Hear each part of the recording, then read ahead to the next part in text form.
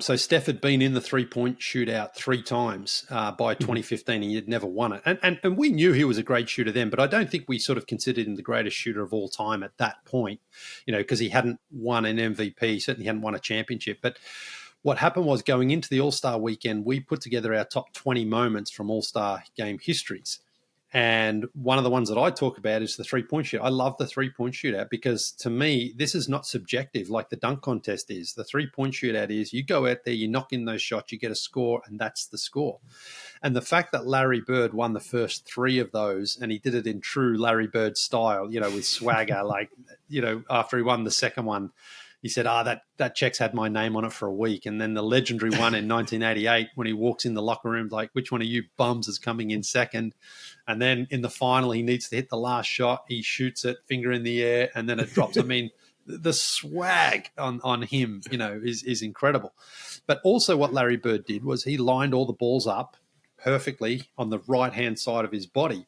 And so it was very, rhythmic how he would shoot.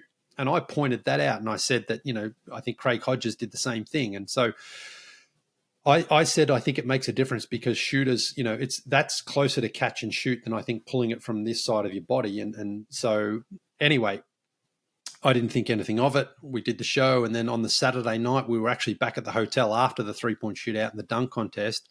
And all of a sudden, my phone, I started getting messages like, "Oh my God, did you hear what Steph said? You helped him win the shootout and stuff." And I'm reading my phone and I'm like, what's going on?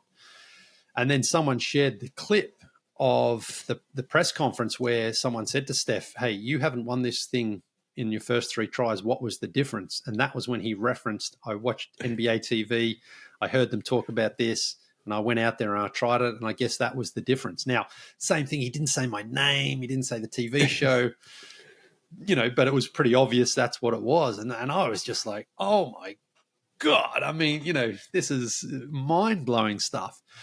And so, that to me was just one of the most crazy moments in my life. And I think about it at the time, and I just think how I couldn't quite understand and believe what had happened. And I also, I haven't done this, but I need to find out who the reporter was, because if the reporter had never asked that question, then Steph would never have said it and we would never have known it.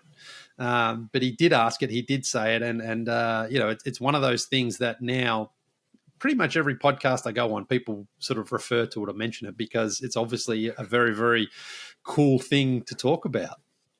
Yeah, you can put that on your resume right next to all your brother's accomplishments, I guess. Exactly. Yeah. I mean, and then a few years later, I got a chance to meet Steph, shoot around with him, talk to him. And it was like I was on the court with just some regular dude, at a pickup run somewhere. We were just talking, a couple of dads shooting hoops, playing, and it was amazing. And so I'm very grateful that Steph has, chosen to allow me to tell this story with great clarity over the years, and he's never tried to play it down or anything like that. Not that he's ever promoted it either, but when it has been mentioned to him, he's acknowledged it, and that's pretty awesome. That's great. He's got enough accolades. He can let you have one. Yeah, exactly. I mean, I'm not saying I deserve half his MVPs or anything like that, but maybe, he could sort of scribble my name on the back of the 3-point trophy or something. There you go.